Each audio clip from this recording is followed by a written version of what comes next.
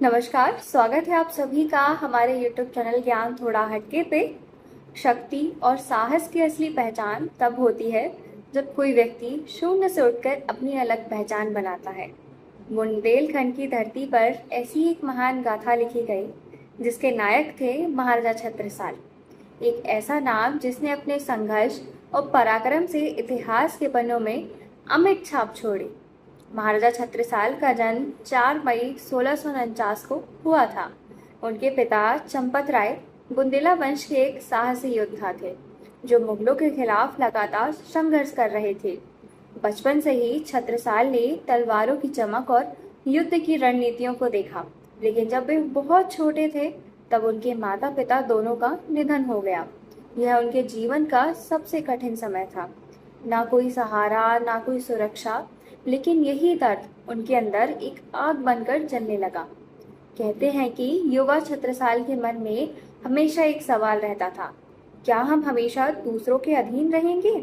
इसी विचार के साथ वे दक्षिण भारत की ओर निकले और यहाँ उनकी मुलाकात महान योद्धा छत्रपति शिवाजी महाराज से हुई। यह मुलाकात उनके जीवन का टर्निंग पॉइंट साबित हुई।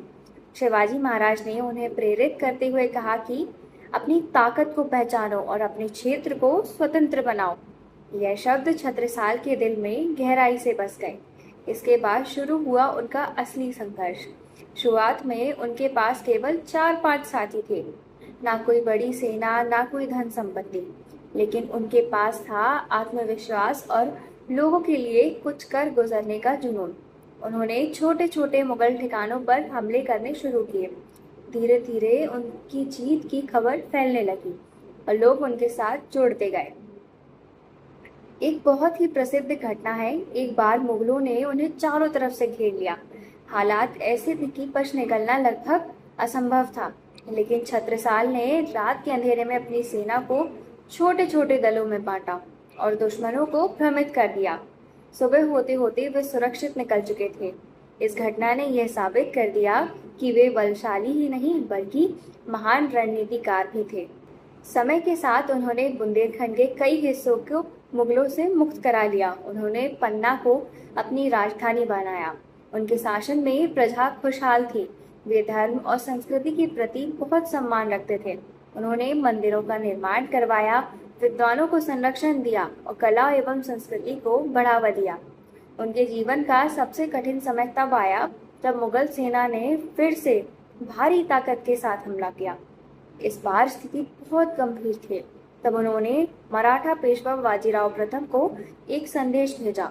उस संदेश में उन्होंने अपनी हालत को बहुत भावुक तरीके से व्यक्त किया। जैसे डूबते को तिनके का सहारा होता है, वैसे ही मुझे आपकी मदद की जरूरत है। बाजीराव ने इस पुकार को अनसुना नहीं किया। वे तुरंत अपनी सेना के साथ पहुंचे और दोनों ने मिलकर मुगलों को करारी हार दी। इस जीत के बाद छत्रसाल ने अपनी कृतज्ञता दिखाते हुए अपने राज्य का एक बड़ा हिस्सा बाजीराव प्रथम को दे दिया। यह उनके बड़े दिल और वचनबद्धता का प्रमाण था। उनके जीवन में कई छोटे छोटे प्रेरणादायक किस्से मिलते हैं। कहा जाता है कि वे हमेशा अपने सैनिकों के साथ साधारण जीवन जीते थे। उनके दुख सुख में बराबर के भागीदार बनते थे। यही कारण था कि उनके सैनिक उनके लिए जान तक देने को तैयार रहते थे। महाराजा छत्रसाल का जीवन केवल युद्धों की कहानी नहीं है, बल्कि उनके आत्मविश्वास, आत्मसम्मान, साहस और नेतृत्व की एक जीवंत मिसाल है। 1731 में उनका निधन हुआ, लेकिन उनकी वीरता और संघर्ष की गाथाएं आज भी बुंदेलखंड के लोकगीतों और लोगों के दिलों में जीवित है। उनका जीवन यह सिखाता है कि अगर इरादे मजबूत हो तो कोई भी व्यक्ति इतिहास बदल सकता है। ऐसी ही जानकारी के लिए जुड़े रहिए आप हमारे साथ हमारे YouTube चैनल ज्ञान थोड़ा हटके पे। नमस्कार।